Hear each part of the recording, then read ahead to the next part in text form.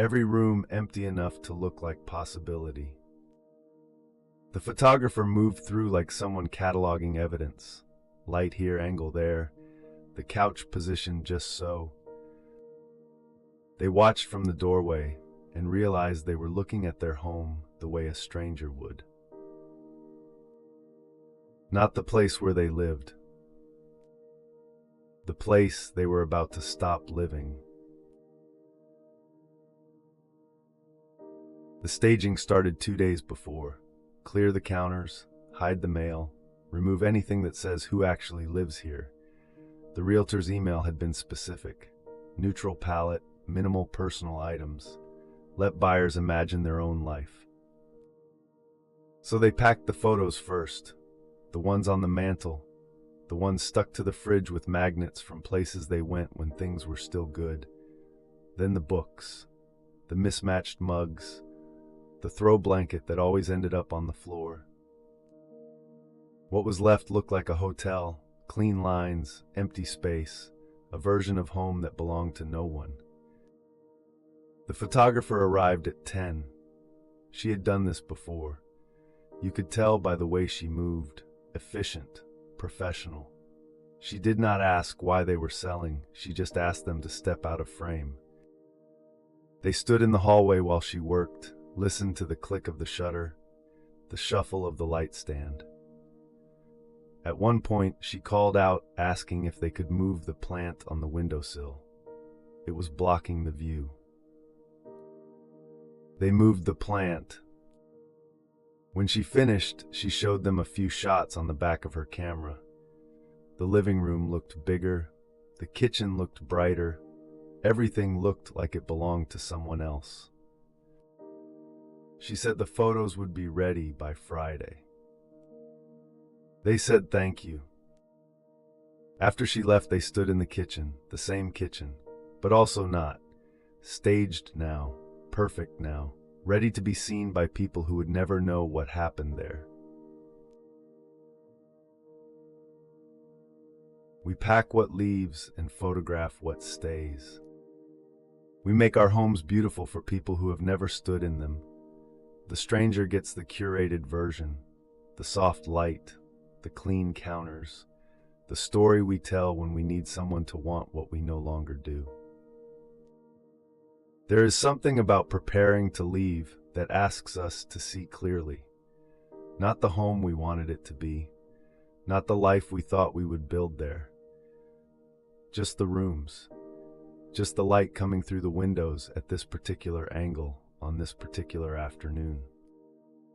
The staging is not a lie exactly. It is more like forgiveness. We arrange the furniture, we clear the counters, we give the place one last chance to be what it almost was, and maybe in doing that we are also giving ourselves permission to have tried, to have stayed as long as we did, to leave now without turning it into failure. The photographs will go live soon. Someone will scroll past them on a listing site. They will imagine their own life in those rooms. They will not know what happened there. What arguments, what silences, what small moments of joy that were just enough until they were not. The house does not care if you loved it well. It does not hold grudges about the years you spent wanting to be somewhere else. The walls witnessed everything, and they will witness someone else next. The staging is not for the house. It is for you. The act of making it beautiful one more time. The small mercy of seeing it the way someone who does not know you might see it. Just rooms, just light, just the frame of a life that could have been anyone's. Forgiveness does not always sound like an apology. Sometimes it looks like straightening the couch cushions and stepping back. Sometimes it is the moment you stop trying to make the place hold everything you needed it to mean. You let it be what it is. 4 walls, good light in the afternoon, a space that was right for a while and then was not. There is a kindness in that. in seeing the place as separate from your failure to make it enough. The house did what a house does. It kept the rain out, it held your things, it gave you a place to come home to, even when home stopped feeling like the right word. What you could not make work was never the house's fault.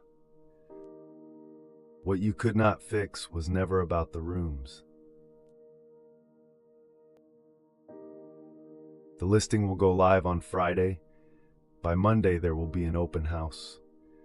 Strangers will walk through. They will open closets. They will test the water pressure. They will stand in the kitchen and imagine their mornings there. They will never know you cried in that exact spot, or that you stood there one evening and realized you had already left in every way that mattered. This is what we do with the places we leave. We prepare them for someone else's hope. We strip away our own story so theirs can fit. And maybe that is the last act of care we can offer to the house, to ourselves, to the idea that a place can hold a life even when it could not hold ours. There are things you can take with you: the furniture, the boxes, the plant that block the view, but you cannot take the version of yourself that believed this place would be enough. That person stays, not in the rooms exactly, but in the act of leaving them. Forgiveness is not about pretending it was all fine. It is about letting the place be what it was: imperfect, insufficient, still worth the years you gave it. The staging is the proof. You made it beautiful one last time, not because it deserved it, not because you owed anyone, but because you needed to see it as something other than the place you failed. And when you walked out after the photographer left, when you locked the door and stood on the porch, you were not the same person who moved in. The house taught you that too.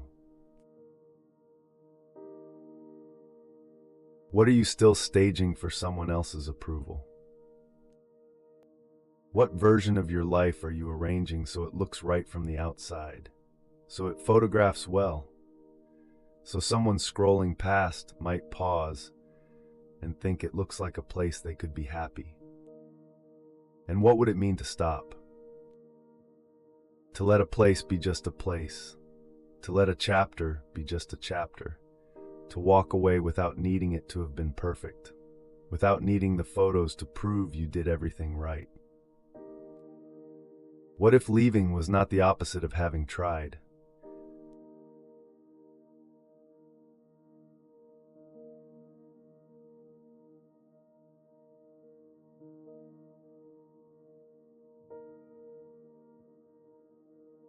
The Flawed Seeker. New reflection every day. Sometimes the last act of love is letting go of the story you needed it to be. FlawedSeeker.com